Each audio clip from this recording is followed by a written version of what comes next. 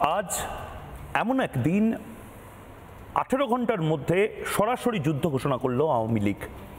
আজ এমন একদিন ফাঁসি ঘোষণার 18 ঘন্টার মধ্যে আওয়ামী লীগ নেতৃত্ব নির্বাসিত বাংলাদেশ সরকারের প্রধান তারা সিদ্ধান্ত নিল ক্যামেরার সামনে এসে গোটা বিশ্বকে এই মুহূর্তে জানাবে যে আসলে মানবতা বিরোধী, আসলে ডিপ স্টেটের হয়ে বাংলাদেশকে কারা বিক্রি করে দিয়েছে। বাংলা টেলিভিশন শুধু নয়, ওয়ার্ল্ড টেলিভিশনে প্রথমবার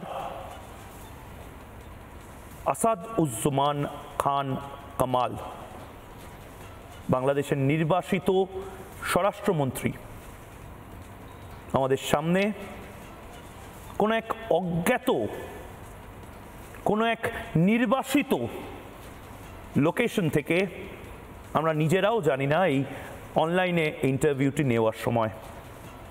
আসাদুজ্জামান সাহেব, অনেক অনেক স্বাগত আপনাকে রিপাবলিক নেটওয়ার্কে।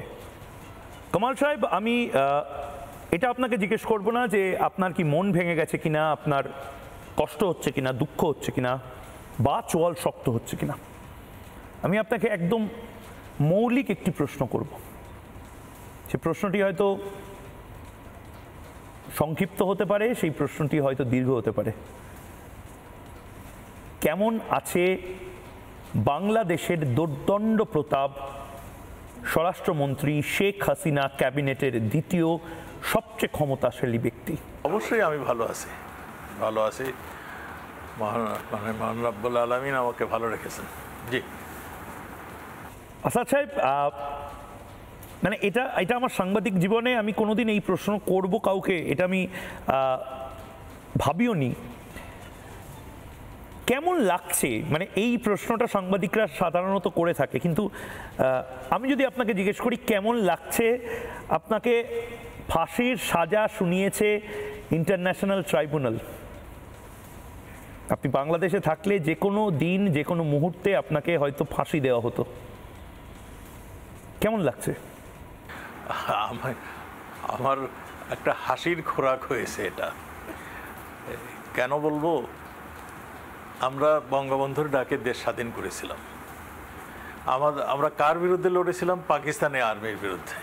কার বিরুদ্ধে লড়েছিলাম? পাকিস্তানি আর্মিদের যারা সহযোগিতা করেছিলেন। সহযোগিতা কে করেছিলেন? এই জামায়াত ইসলাম, যারা নাকি আজকে ক্ষমতা নিয়ে বসে পড়েছেন এবং যাদের ডিরেকশনে আমাদের প্রধান উপদেষ্টা ইউনূস সাহেব চলছে।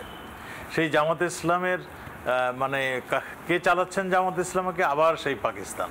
সেই পাকিস্তান আজকে মানে পাকিস্তানের মানে ইন্টেলিজেন্স বাহিনী আইএসআই আমাদের ঢাকা ক্যান্টনমেন্টে অবস্থান করে। আইএসআই যেরকমভাবে প্রেসক্রিপশন দিচ্ছে আমাদের দেশ সেই রকমভাবেই চলছে। তাদের প্রেসক্রিপশন অনুযায়ী আজকে এই ক্যাঙ্গারু কোর্টটা হয়েছে।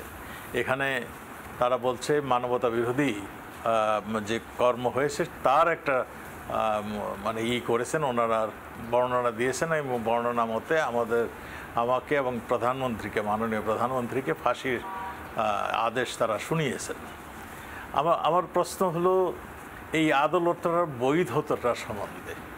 এখানে কোনো যুদ্ধ হয়নি, এখানে কোনো গণহত্যাও হয়নি, এখানে মানবতা বিরোধী কোনো কাজও হয়নি। এখানে কি হয়েছে?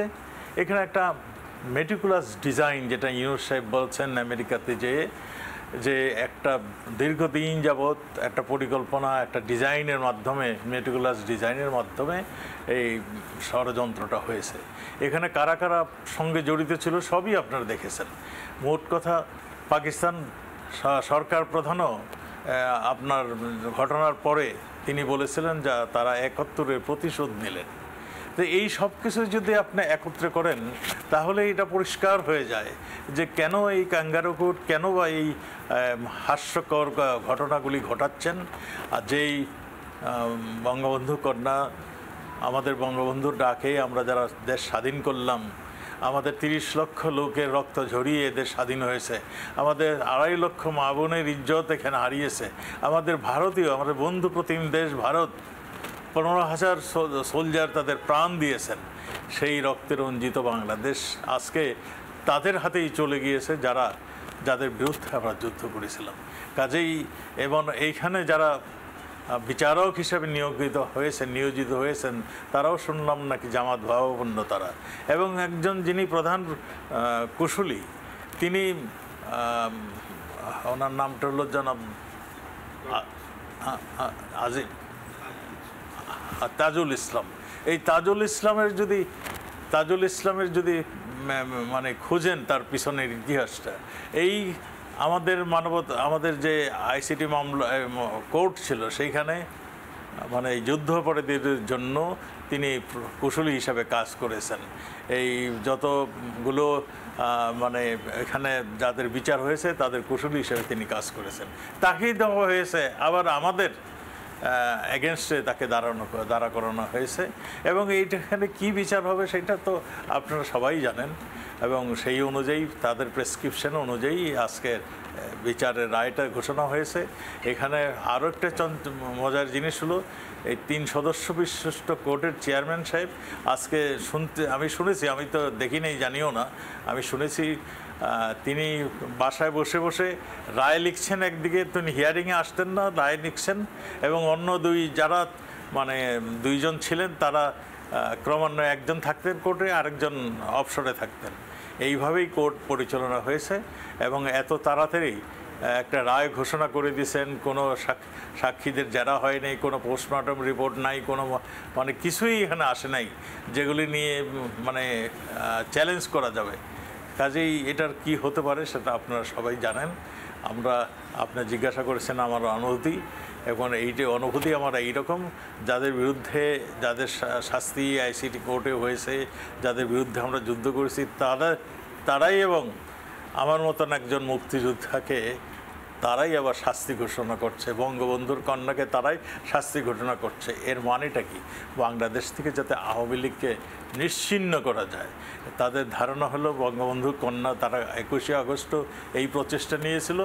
আপনারা তাকে গ্রেনেডের পর গ্রেনেড হামলায় তাকে হত্যা করতে চেষ্টা করেছিল, 19 বার তাকে হত্যা চেষ্টা হয়েছে।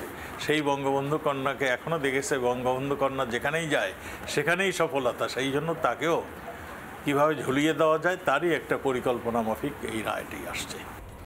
নানা ধরনের কন্টেন্ট দেখার জন্য লাইক করুন, শেয়ার করুন আমাদের ফেসবুক পেজ, সাবস্ক্রাইব করুন আমাদের ইউটিউব চ্যানেল। পাশাপাশি অন্যান্য ব্রেকিং নিউজের জন্য অবশ্যই চোখ রাখুন রিপাবলিক বাংলায়।